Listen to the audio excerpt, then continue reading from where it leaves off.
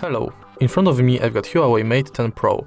In this video I'll show you how to add different types of cards to Google Pay. In the beginning, enter Google Pay.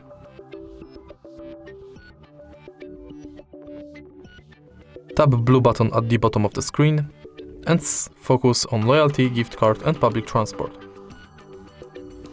Enter Loyalty, select your shop, for example IKEA.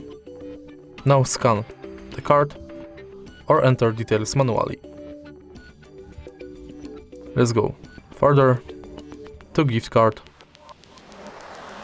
which is pretty similar to loyalty card because you have to select shop, for example Tesco UK, enter card number, PIN, balance, your notes and tap save.